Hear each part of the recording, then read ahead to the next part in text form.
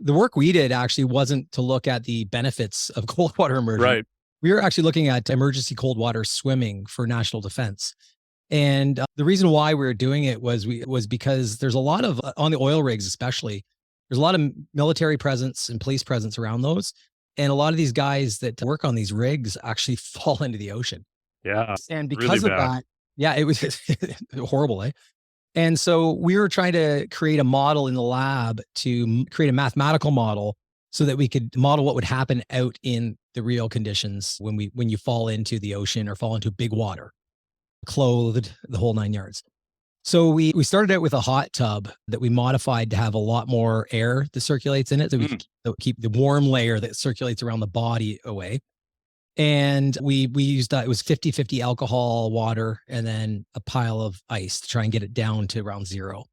Wow. So you were putting alcohol in there to get it colder, correct? Yeah, we were trying to get it down, down colder, because the problem we had when we did the actual pilot work out in the Ottawa River in the wintertime was that the actual stuff that we modeled in the lab didn't even come close to matching it. And that was our first revelation that we had. So we ran the stuff in the lab. That was really cool. So what we would do is we were looking at exercise before cold water immersion, with and without. So basically, these guys are walking around with heavy gear on, garb, walking, basically building up metabolic heat. And then they fall into an extremely cold bath or the ocean. So the idea was to have these guys ride the bike at 70% VO2 max, predetermined. We were measuring metabolism all the way through using a metabolic cart, so indirect calorimetry. And we had them sit in a thermal chamber with this hot tub in it. So we clamped room temperature, ambient temperature, and humidity, and then had this cold tub in this room. And so we'd have the guys ride at 70% and then get in the cold tub. And then we'd look at the differences in the transients from normal body temperature down to 32 degrees. So we take them down to 32. It wouldn't take too long for most. It took longer in the people that were exercised before because we had a bigger heat transient. And because the skin has thermoreceptors in it that cause constriction, it actually holds on to that heat quite well in the core temperature. So these guys were all instrumented. They had, I think we collected about 80 channels of data. So we had, oh, Jesus. Yeah, about 20 or so thermistors on the skin that were weighted. Like you have to weight them based on their thermal inputs. So you have sensory inputs into core temperature.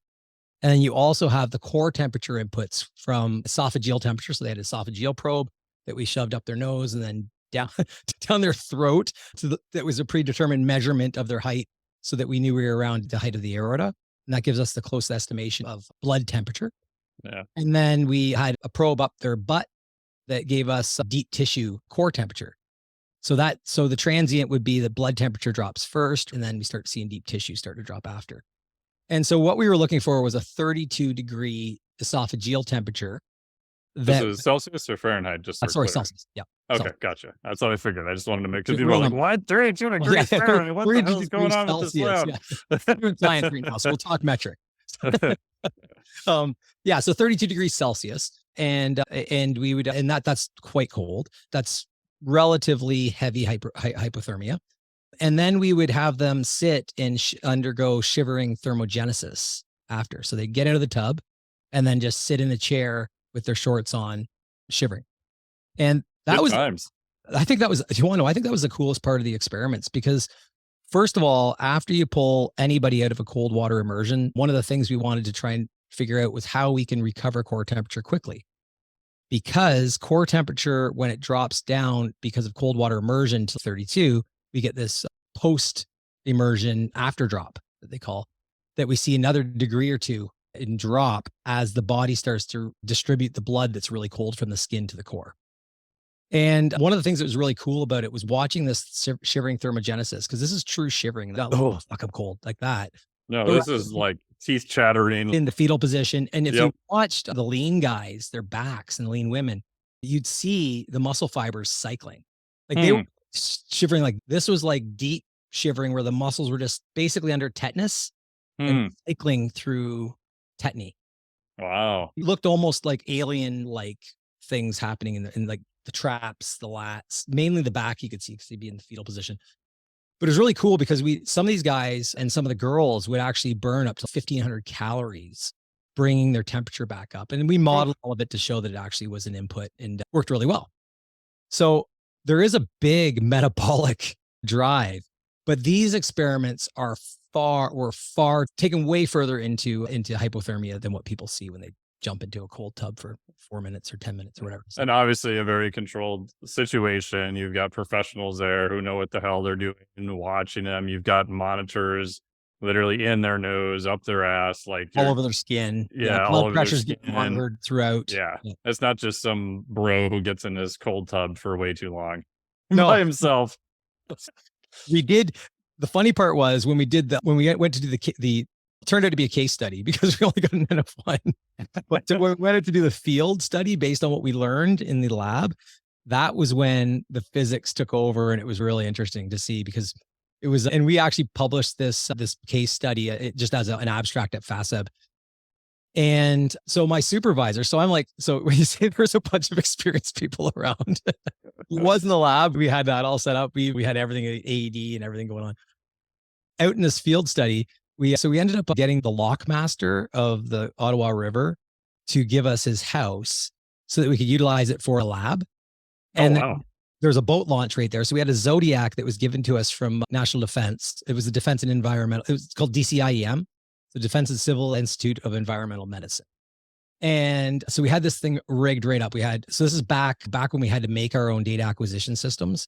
So we had our TAC in there that was like this big, thick box looking old stereo from the 70s.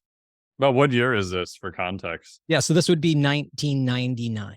Okay, gotcha. Okay. So we got the DAC in there. We've got a portable metabolic cart. We've got all these batteries. We've had everything switched over with a DC converter to 12 volt. It was just a nightmare. And we instrument everybody up exactly like in the lab, right? So we start with our supervisor. And so we all go out there. It's a little colder than we expected that day. There's just me, my buddy Chris, and my supervisor, Glenn. And it's a little colder. So we go out. We can't get the Zodiac even into the Ottawa River because the ice is too thick. Like it just goes on top of it. We're like breaking the ice up. We get it all done. We get in. We got Glenn all instrumented. He's got like kind of military fatigues on kind of thing. Just a bunch of clothes basically. And we dump him into the water. And this is way colder. He looks like this is way colder than our situation. And he said, and you can feel it because the river's flowing, right? This is the thing. So it's carrying heat away. So flowing water feels any sort of transient so much harder than just stagnant water. It's crazy how big of a difference there is. It was unbelievable. And this took what would take, let's say, I'll give you some numbers that I'm just pulling out of the top of my head, but it would an hour in the lab to achieve 32 degrees took about 5 or 6 minutes. It didn't take, it took, we only got 100 yards from the shore.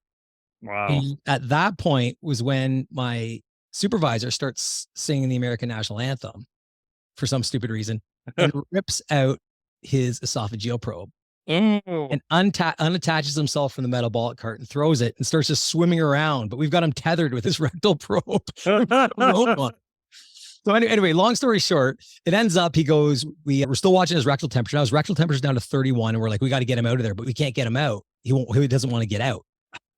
So we finally, because he's completely delirious. So we finally get him out. We get back to the lockmaster's house. I'm cranking the heat in the lockmaster's house.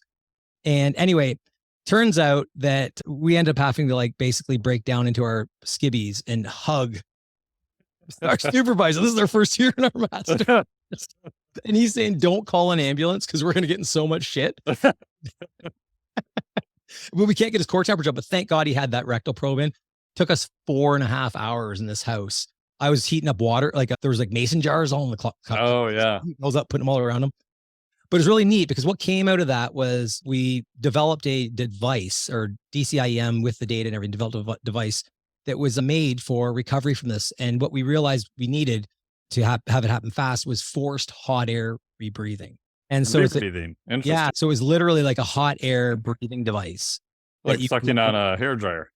You want to know what? Almost just like a hairdryer. Yeah, but it's actually more of a cabinet that they're in that has hot air in it. But it was really neat because that's what came out of it. But it was quite the adventure. And it serves as a warning to make sure people don't get to the point where they feel weird and like the water doesn't really bother them anymore. Because there are these shifts in mental acuity, I guess you could say, as you get into deep hypothermia.